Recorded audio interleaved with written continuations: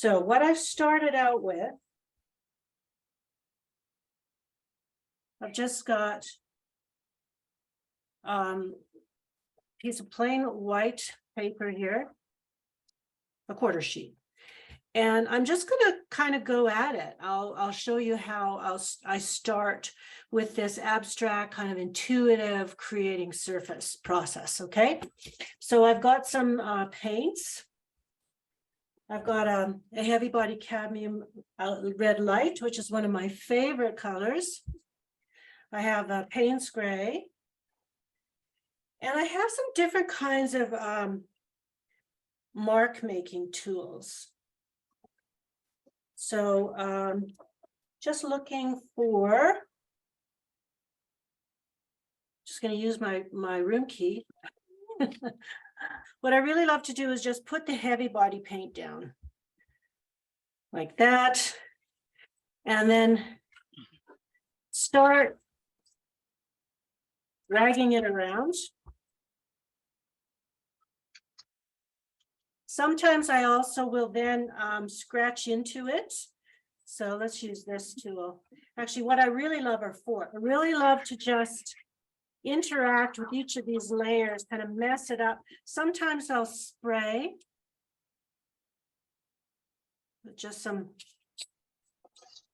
water. That's just a spray bottle. And do some lifting just to kind of create, I don't know, interact and create some surprising events. So what I really love to do is kind of create, I don't know, unexpected events. To me, that's kind of what keeps me interested and amused. So let's go in and start using some mark making. Now, I don't have anything in mind here, but you can start with an idea. Often I will. For instance, yesterday when I was working on this one, I started with the idea of the larch trees that grow here, but of course, it strayed very far from that. But sometimes, you know, if we feel kind of lost, it's nice to just start with an idea. But I'm just going to kind of make a mess here. So this is my Pentel permanent marker. Remember, this is really just about making surface.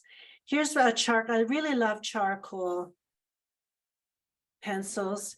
And, you know, one of the things I try to do is if I'm introducing line, play with the line. So, you know, use it in different ways, use different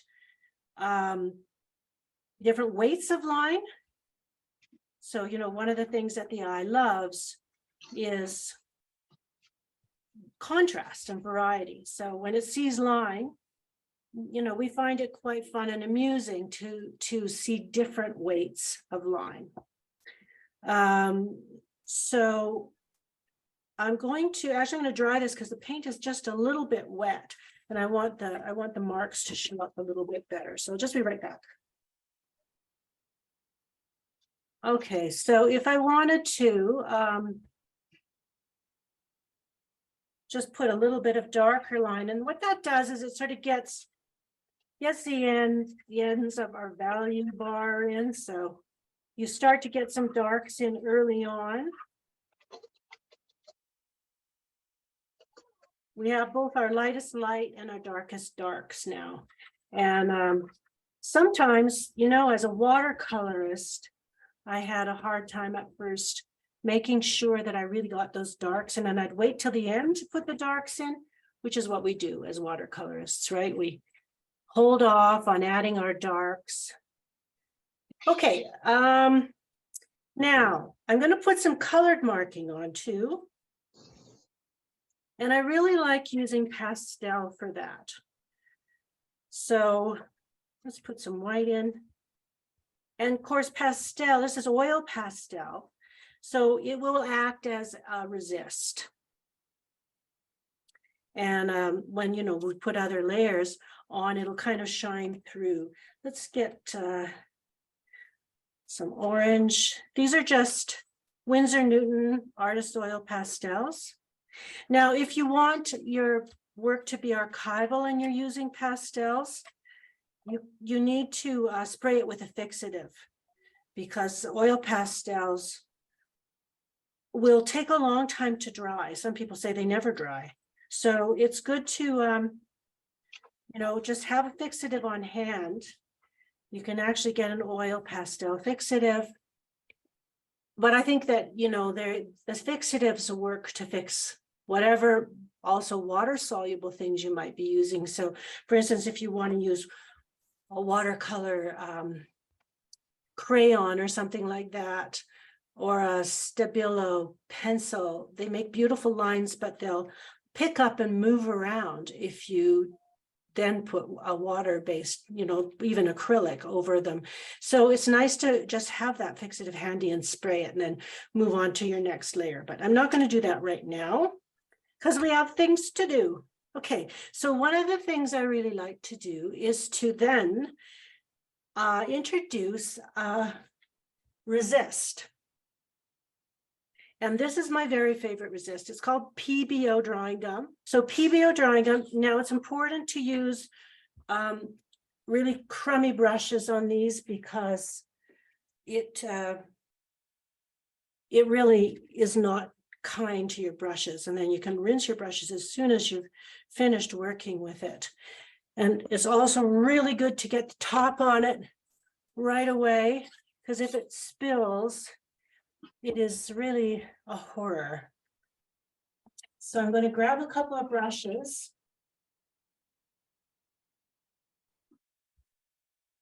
And just start, you know, putting some. Now the charcoal pencil is lifting a little, but that's okay. I'm not going to worry about that too much. Just putting some drawing gum on there, because what it now does is anything underneath it will be protected. And I'll just give it a quick dry. So that's what I've got so far. There we go. Now, what I like to do at this stage is a glazing layer. So glazing is another really important technique to create surface. And acrylic is just brilliant for this. So, you know, some of the acrylic pigments are better at glazing than others. The very transparent pigments like the quinacridones, the phthalos, but you can thin out any color with either water or a medium. But I really like to work with acrylic inks. Let's throw some ink on there. I'm going to use a Prussian blue ink. This is a Liquitex ink. And this is an artist quality. I also love to use acrylic, FW acrylic inks. These are both artist quality. And the great thing about inks is that they are extremely transparent and just packed with pigment. So you get a lot for your money, even though they might seem really expensive.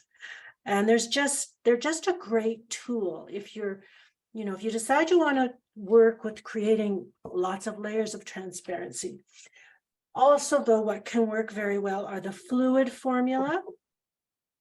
So, you know, this is your heavy body acrylic. It's very sort of sticky. But these are flowy. They're not high flow, but they're liquid. If some of you have used them, you'll know, you know, they come out in a puddle. But they're not as fluid as the inks. So let's try the Prussian ink. Just going to drop it on here. And pull some water over them. You can see how intense that is. Now you can see how the pastel is resisting. I love that.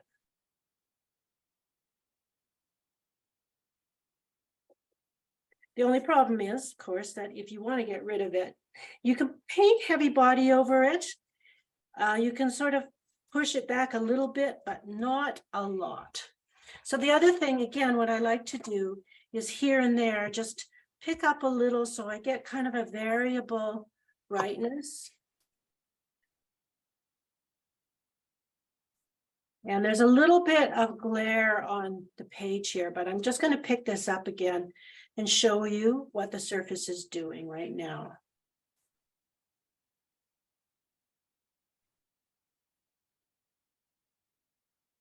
So a bit of a mess. You might sort of say, well, that doesn't look much like art, but these are just, you know, this process is one, as I said, of kind of playing and giving yourself just, you know, some time to get to know your materials. Often what I end up doing with these pieces is cropping them, because when you're working like this very kind of loosely and intuitively, you're not building an intentful composition from the start. And so what happens is small areas become strong and other areas maybe not so much. That's one way to find composition. The other is to eventually start working a composition in the whole. But one of the great things about working on paper is that you can crop, you know, so you don't have to be limited by the dimensions of your paper. Where we lift the drawing gum, just going to make sure this is dry. It's good to make sure it's really dry. We can just do this with our fingers. There's a little tool you can get though. It's like a crepe eraser. And that also works to lift the drawing gum. But I like doing it with my fingers on a small work like this because I can feel where it is. Because sometimes you can't actually see very clearly where it is.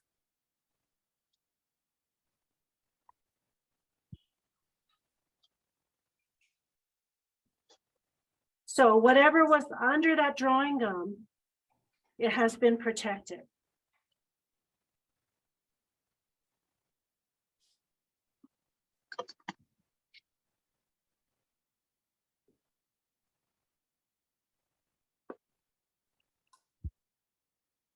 And what's great about that is it makes sure that we protect some of our lights.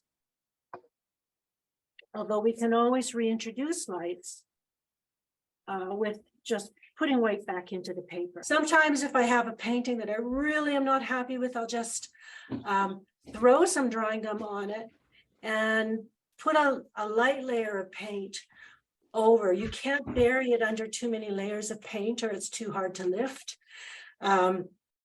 But then I'll lift the drawing gum and then I have a new start on the painting. Maybe there's a new way into the painting, especially with like purely abstract work. So, which is what this is so far, right? So, you know, there's some interesting things that have happened here. I really like this little corner here, and it's kind of suggested a visual language that isn't in here already. Well, it kind of is in that we can see these blocks, but it's kind of a bit of a stripe. And so often that's how I work through this technique is I'll just kind of see what starts to happen on the surface and then, you know, kind of work with that visual language. So now what I like to do is to actually put some paint right onto the paper actively. So what I'm going to do is show you another one of my favorite techniques, which is transferring. It's like a mono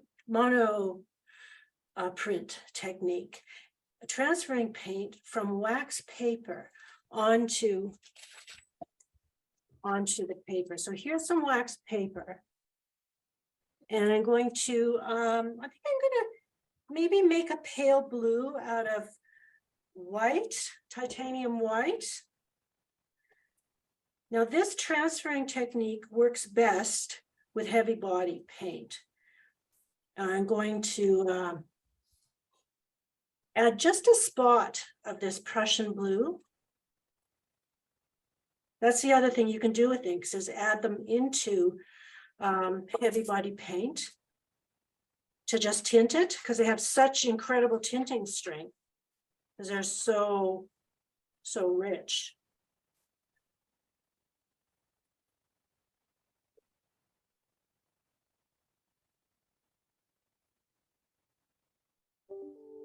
So what I like to do is just I'll mix the color on one piece of paper, and then I'll put it on another piece of wax paper with this, often with a spatula, or again, we're not really working with brushes yet. So that's very opaque. So we kind of need a bit of covering here, because everything I've been working with so far has been pretty transparent. So then I'll just lay it down on the surface. And I love the kind of edges that you get with this. You can't get this kind of edge with a brush. So, you get this kind of distressed edge. I am not really considering my composition yet, not much. I'm just really working intuitively. And, often I'll end up in this process with many layers of paint. So let's put some more of this on somewhere else. And then I'm going to see if I can work with this stripe kind of language, this visual language that has arisen. I'm just going to have to put this aside because it's wet.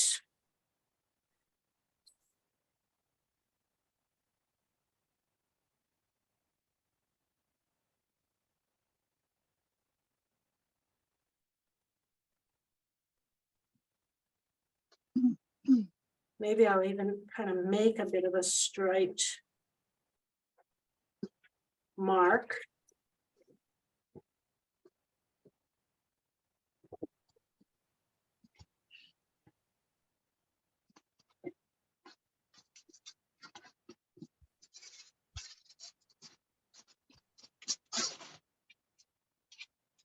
There's kind of this stripe. It's not a very strong expression of the stripe, but I'm going to dry that and then we'll come back. So monoprinting is what I just did now, where I just did a transfer of paint right onto the surface. But I can also use something like a stencil and do, print onto the surface. So maybe I'll use circles. Really haven't been much of a part of our visual language, but just to get kind of moving through this, I'm gonna print with the circles here. And I think we could, now again, I'm working just really intuitively, right? And faster than I usually do, because I want to keep this moving for you. And I'm going to add some white just because I feel like it needs some white re-added. And because the joy of this process is just layering up, creating all these layers. And, often stuff takes a few layers to kind of emerge.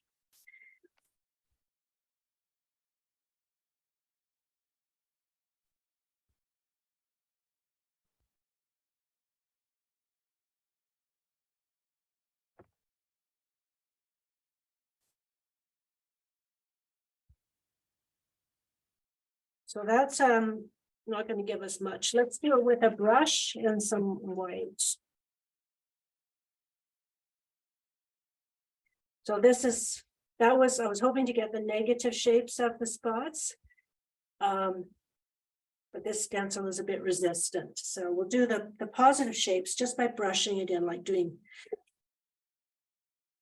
this is the classic way we use a stencil, right? Originally.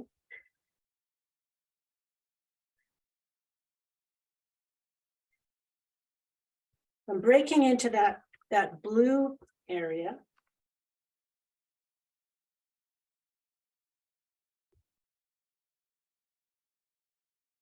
And now we have some other stuff going on there. I would like to get some of the negative, because remember I was talking about contrast when I was talking about line, how, you know, the eye looks for contrast. So it's now I've introduced the circle, and the circle is, you know, one of our most powerful shapes. It's perfect. It's almost a symbol of infinity, because there's an infinite number of points around a circle. I just think that it resonates with us. Circles resonate with us in a very kind of primal way. So I think, you know, often if I'm just left to my own devices, I'll end up drawing circles. But the thing about when we introduce a visual language, we want to remember, especially like in this abstract way that I'm working, to play with that visual language. So sometimes what can happen, especially if we're working with stencils, is we can introduce 3 or 4 different visual languages. Whereas what is kind of more satisfying for the eye is to take your visual language and work with it in different ways. So here's a circle that's expressed in a positive form. So how about if we express it in a negative form?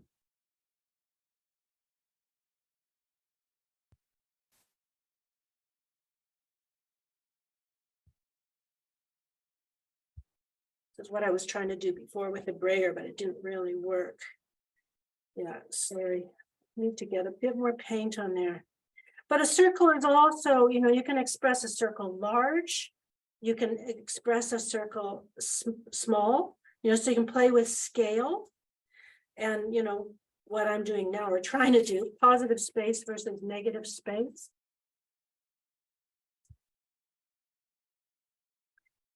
You can just take the components of a circle, which are curves actually, right? So there's the negative expression of the circle. So I could, you know, I could start working with a larger circles. And let me just see what I've got as far as in my mask box, because I might be able to find a curve that I can now start introducing just elements of the circle. I'll be right back. Actually, here's another type of circle. I'll put some of these in too. Maybe I'll put these in a different color. So these were light on dark. Let's get some dark on light. So I've got Payne's gray here. I'm just reusing my wax paper palettes here.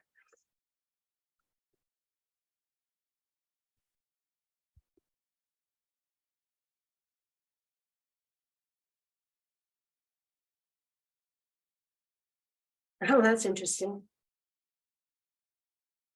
Pattern was coming out on my palette because I had the stencil underneath it.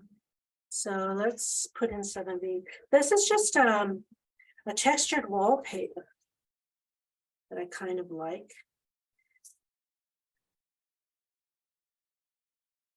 So now we have, there's the circle, but expressed in a different way, in a different scale. Let's put get another little bit of that going on somewhere else. So Payne's gray is a beautiful dark. It makes really nice mixes. It looks black on the palette here, but it's got blue in it.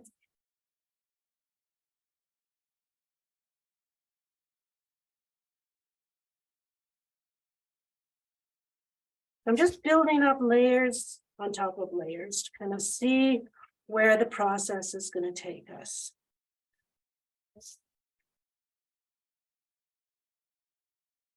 Yeah, I think you can get these textured wallpapers in places like, you know, home stores.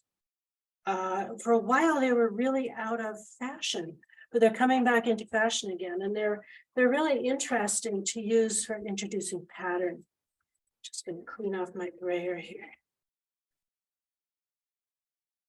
All right, yeah, and you can see in this one, this is where I made collage papers. Actually, I think I printed right onto that. But here's a textured wallpaper that I printed onto tissue paper. And you can see how it just kind of disappears. The white tissue paper disappears, and then you're just left with the pattern kind of floating on the surface. So that's how you can use these as well. You can print right onto tissue paper. All right, I was going to go find some masks. Okay, so we've introduced circles. So here's some masks. I use these just once I start painting out. This is just a heavy piece of watercolor media paper, mixed media paper. So some of these curved lines kind of fit with the circle. I haven't picked up this, I'm just thinking out loud here, I haven't picked up this element, but I could do that by using straight edges. So let's work with circles and this kind of stripe and see what we can paint out now, because this is all super active, right? And one of the ways I like to calm down active areas is by painting out or by glazing. So I'll mix maybe just a plain white. We're back to our white.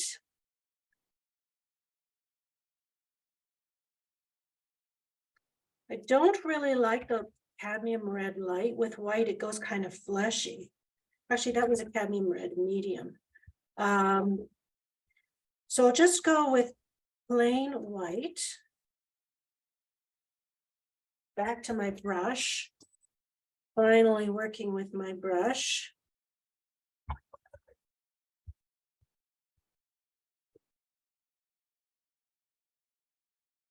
Now, if you feel like the heavy body is too sticky, you can use a glazing fluid.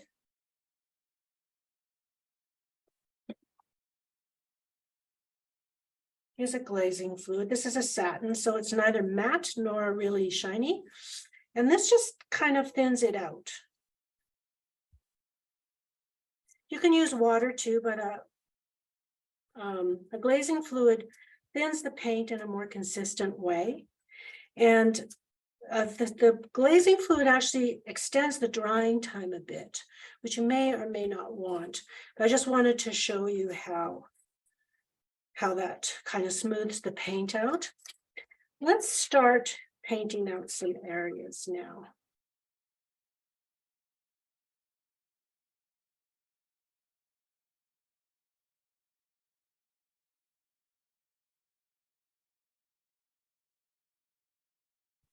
So I'm finding a curved edge there with the mat. So now I'm starting to kind of impose some form.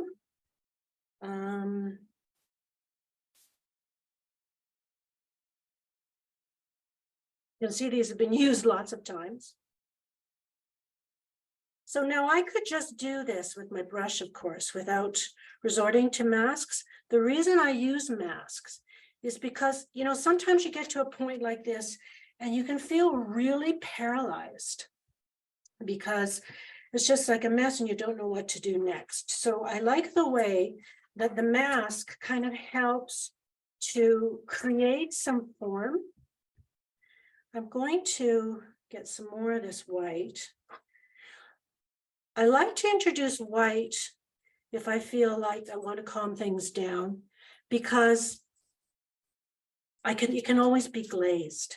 So it can be changed, the color of it can be changed, but we still have the light, even though we run a glaze over it. I'll show you what I mean by that. So I'm going to start to create some of these, maybe stripes. Pick up that striped motif. See how quick it is, these masks.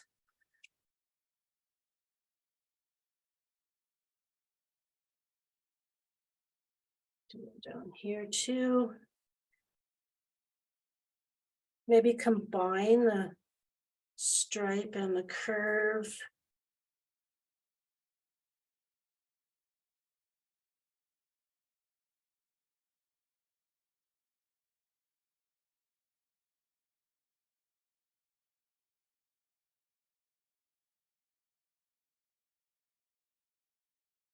So let's have a look at what's happening on the whole thing now.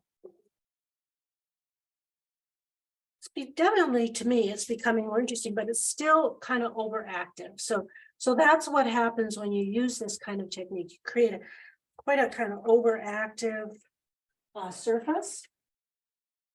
Just looking for another.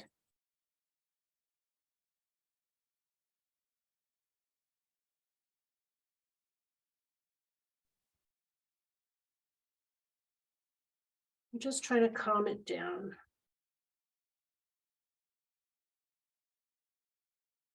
So I'm painting and in places leaving things to kind of peek through as well, right? I really like this. These little kind of almost kind of nautical kind of feel with those stripes. All right, I'll do one more place where I paint out with white. If you were in my studio, I'd let you help me choose, so it would be a group event.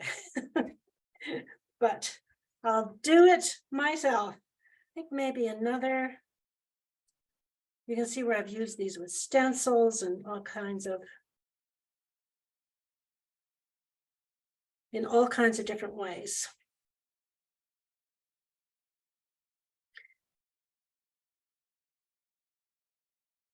And I also really love drawing into. So I'm picking up the line. I'm picking up the line motif there, right? That we introduced early on, just with the simple use of line. And this has got glazing fluid in it, so it's staying open a little longer. So I'm able to scratch into it.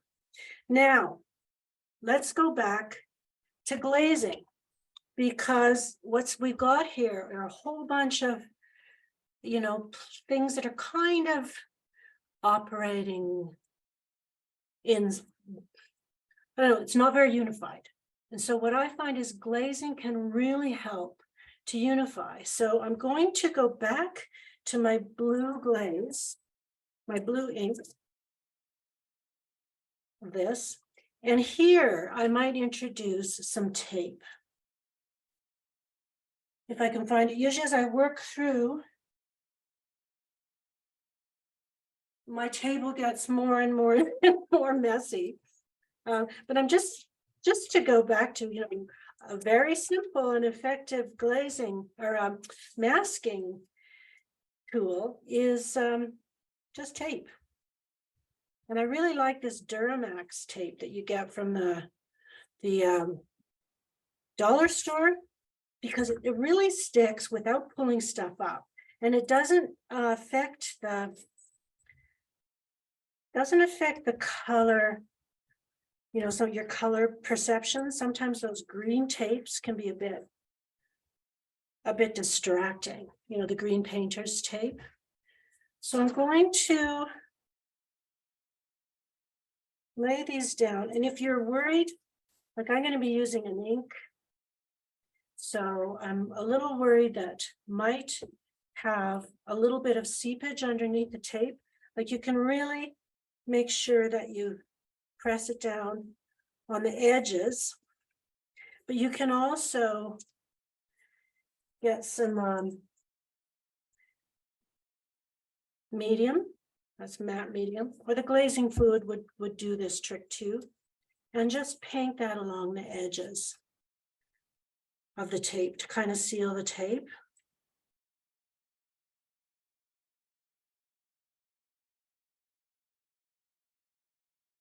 And it will still absorb the paint, so it's not going to resist the paint. So we don't have to worry about, it's not like drawing gum, it's not going to protect what's underneath, it's just sealing the tape. So let me dry that really, really quickly. I'll be right back. And now we'll put on a layer of this ink, maybe here and over here. We want to make sure that what's underneath is dry. I think it is.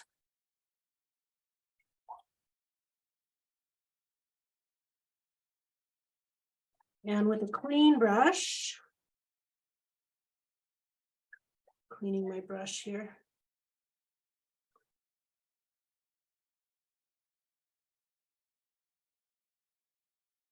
Just pull some of the glazing fluid over.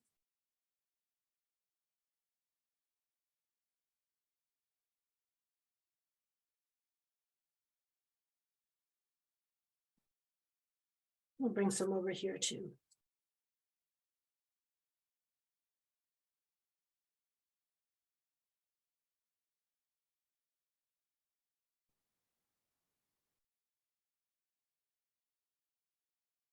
And I'm making some curved lines as well, because remember that our other visual language is circles.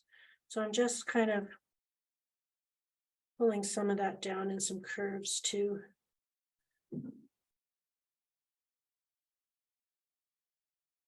And like before, I'm going to pick it up in places so it's not all the same intensity. This piece here is pretty dark, so there's my water, just using my water to create a little variety there. Okay, let's see what that did for us.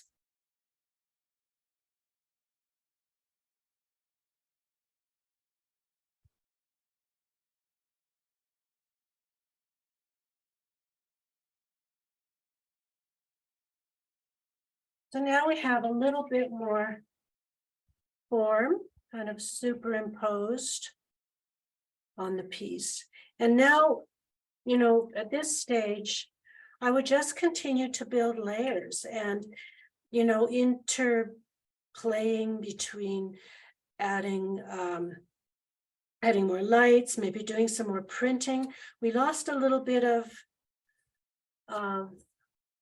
like this is a great big piece of blue there. So, and again, this is just intuitive at this point, right? So I think, oh, well, maybe I'll bring that printing form back in here. Right now it's dark on light, so it might be fun to put some light on dark. So as you can see, I mean, this is just a kind of, it's almost like doodling. You know, there's a very kind of, ideally for me, this process is one where I'm just playing and relaxed. And we just build these layers up until something exciting happens, until a composition emerges. So now we have that expressed as light on dark too. Maybe we want some over here.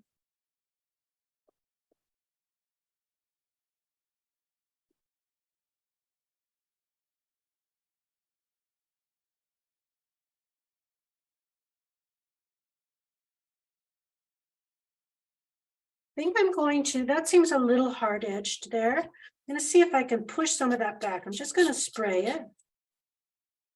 And mess up the edge a little bit.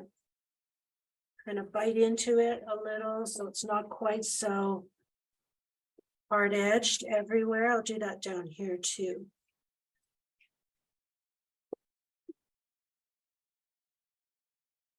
So we get kind of more of a way for the rest of the painting to kind of participate, like enter these kind of cells that I've made.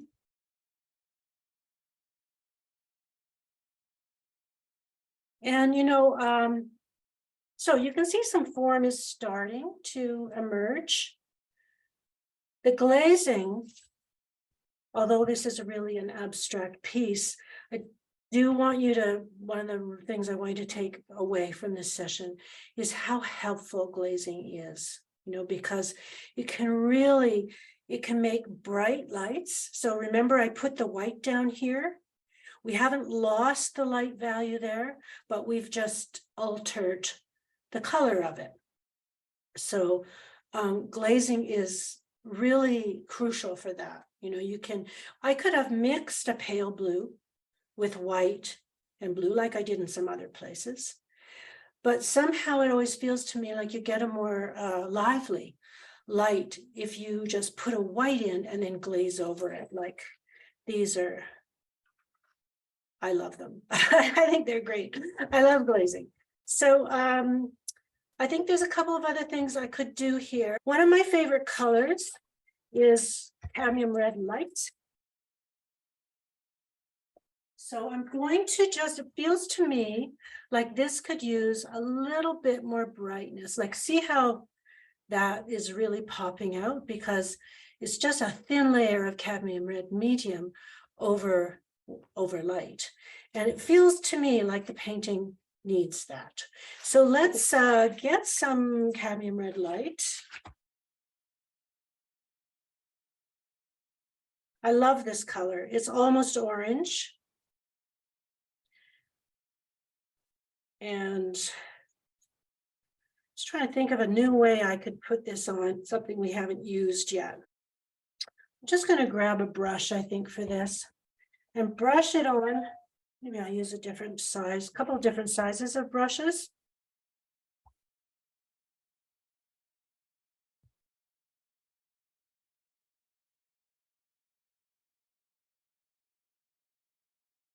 And then sometimes at this point, I'll just kind of look and see where might I want to just play in some of these spaces.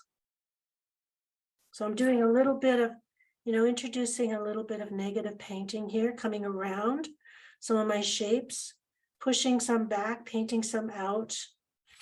Feels like I could have some down in here too. So I'm just kind of working in the spaces. I love these little flats because you can work them flat very quickly. But you can also turn them on their edges.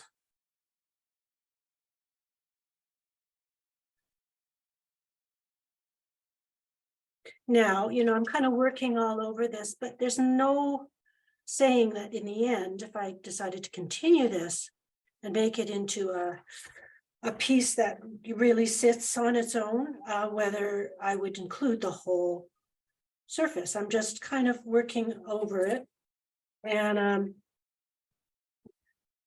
putting that decision off until later. So again, the eye loves contrast, right? For reasons that I think have to do with our biology. We're always looking for pattern and contrast.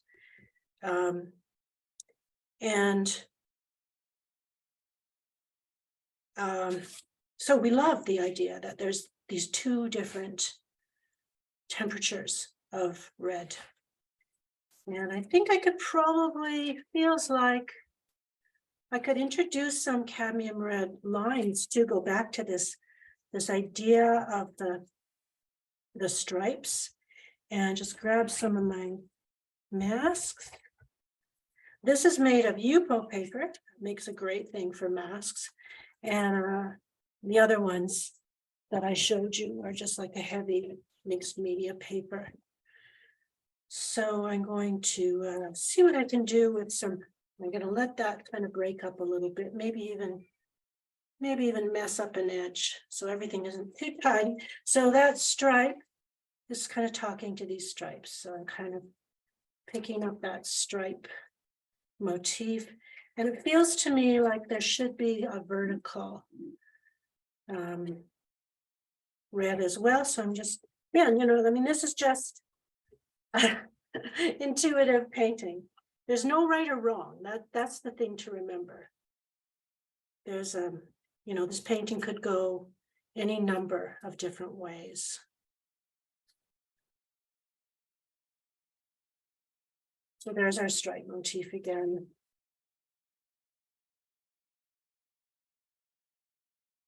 And I'm going to actually kind of leave it there. Let's get these lines in again. Through. Because honestly, when I do these, I can spend hours playing with them. So I'm just going to let you have a scan of that whole thing. And at some point I will get some framing L's and put them, move them around the piece, see where the strong compositions are starting to form. I am going to do one more thing here, and that is just to introduce a little bit more mark making, another layer of mark making. Some of our marks got lost, which is, understandable because we started to bury it under layers. So I'm just kind of going to run my charcoal pencil over there. I also have somewhere in this mess, I have a jelly in case we want to put some white lines in. So I'm referring back to my visual language, right? Visual language is, to me, is a very useful idea, because sometimes, especially when we're working in abstract, we can get so confused, where to go next, what to do next. So let your visual language lead you. I'm going to pull these up into here. So we actually I have line and curve going on here, working with both our visual languages, the linear and the circle. Just like pull some around through here too. And back to our pastels, maybe just a little touch to kind of connect up some of these reds, so they're not kind of sitting disconnected on the page. Yeah, so that's my process with creating surface through mark making. Let's go over again all the different steps we took. Mark making, pulling paint over the surface. Remember, I used this card. Printing, mark making with pastels, and whatever mark making tools you have around, and printing off of stencils. Resist. So the oil pastel works as a resist, and the PBO drawing gum works as a resist. And glazing. Finding palettes is a really interesting exercise. What is important when you're making a painting, though, is rather than continuing to reach for new colors, choose a few colors and then just see all of the mixes you can make with those colors. So for instance, here, I'm trying to make a dark, and I'm using Payne's gray and the red, and it makes a brown, which is kind of in here and kind of not. I mean, the parent colors are in here. And then I added a little bit of blue to it. So what is really, really helpful to create a harmonious painting is to use a more limited palette and then just experiment with every single mix you can get from that palette. And then you'll just have a more harmonious palette. But when I teach, sometimes I send students out on palette hunts. So go to the paintings they love to see if you can figure out what palette the artist is using. Or, our worlds are actually filled with images created by professional artists, graphic designers. And every professional photograph in a magazine, every advertisement is made by a professional. And if you you just look through a magazine, you'll find amazingly beautiful palettes. So one of the things I do in one of my classes is just send people out on a palette hunt and then see if they can make those palettes.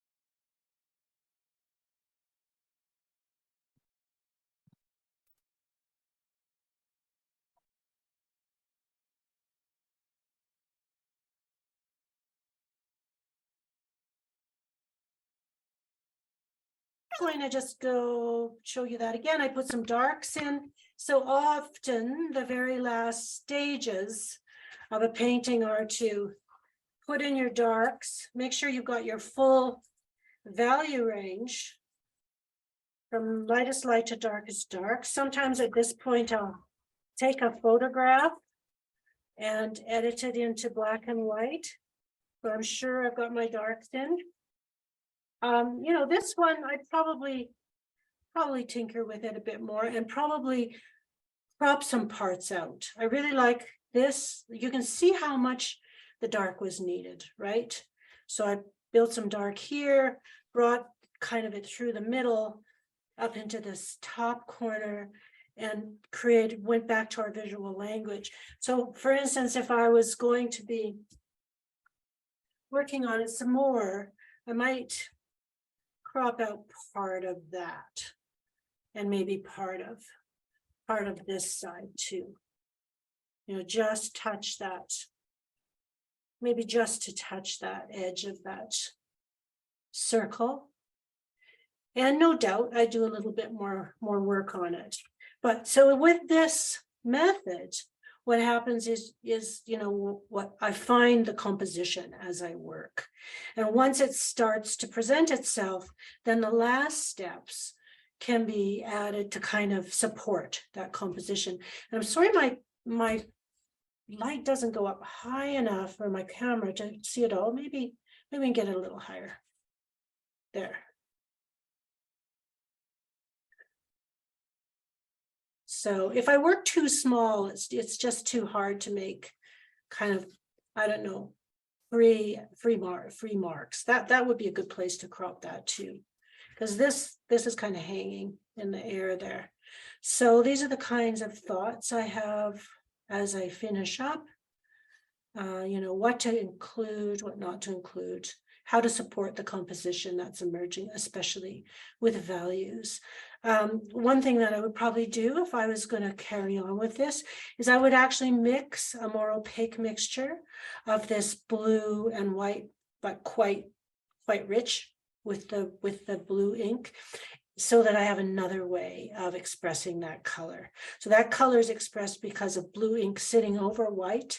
So then it's kind of nice, again, just for that idea of variety, to mix that color actively with white and blue, and it will be there, but it'll be slightly different. So because this is all acrylic, except for the oil pastels, which would be fixed. Remember, I'd spray a fixative on it. You don't have to put it under glass. So what I really like to do is I will sometimes find a cradle board that fits the composition. And I think this would probably fit maybe a 12 by 12 cradle board. And then I mount them. I really like to mount these on cradle board. That's another reason why I like to gesso them, because they're a little bit heavier and they'll make a better bond to mount onto cradle boards. And to do that, I think I have a video called cropping, mounting, and framing, where I talk about that. But basically, you don't trim it, or you leave if you're going to trim it, leave about a ½ an inch all the way around for the size of cradle board you're going to use. And then you mount it to the cradle board and then tip the whole thing upside down and put it under weights. And you have to really glue it really well. You can use white glue, or some people use a gel, I think, a gel medium. At any rate, you have to get the glue right out to all the corners and really evenly distributed. If your cradle board is raw, you want to seal it with a medium so that none of the resins come up through the cradle board. And then you trim off the edges. Once it's totally dry, you flip it over and use an X-Acto knife to trim the edges, and then seal the whole thing. You can paint the edges and seal it all with a medium, or a medium and then a varnish, depending on, you know, whether you want it with a varnish surface. So that's what I like to do with them. Then you don't have to worry about glass.